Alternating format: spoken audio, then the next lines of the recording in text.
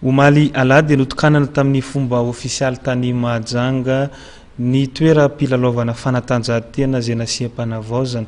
Tonga nanotrana sy nitokana izany foto-drafitrasa izany ny filoham-pirenena Ery Rajaonarimampianina niaraka tamin'ireo mpiara-miasa amin'ny akaiky. Nahazo tombony betsaka tamin'ity moa ireo kilonga sy ireo mpakafy ny fanatanjahantena any amin'ny faritra Boeny iny. Arahantsika avy hatrany ary ny sary. Nahazo toerana fanaovana fanatanjahantena vaovao i Mahajanga. Toerana fanaovana basketball izy ity no tena marina ary dia manaraka ny fenitra araka ny tokony ho izy ireo fitaovana rehetra hita ao. Omaly notokanana izany toerana izany ka ny filoham-pirenena Ery Rajaonarimampianina no tonga tany ary ny sanjatra voalohany ity kianja vaovao ity.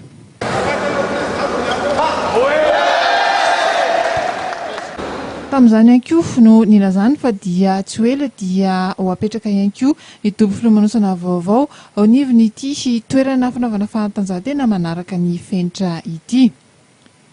Ny ministry ny fanatanjahantena sy ny fialamboly Andriamatoa Jean-Nisy Andriamosasou kosa moa dia nilaza fa dia maro ireo hetsikaram-panatanjahantena notanterahana eto amin'ity toerana vaovao ity noho izao fanavaozana sy ny fanamboarana izao. Anisan'izany ireo fifananam-pirenena sy ny fifanarana iraisam-pirenena ihany koa any amboaran'ny filoham-pirenena eo amin'izay taranja basketball izay. Ho fanampiny ity toerana ity ihany koa moa dia nisy ny fitaovana natolotry ny filoham-pirenena toy ny fitaovana entina iasana ao amin'izany toerana izany. Taorian'ny lanonana moa dia nisy ny lalao basketball izay efa nikarakaraina ka nihaonan'ny ekipa avy any an-toerana ao amin'ny Mahajanga izany sy ny ekipa izay ahitana ireo mpikambana eo anivon'ny fiadidinana ny filoham-pirenena.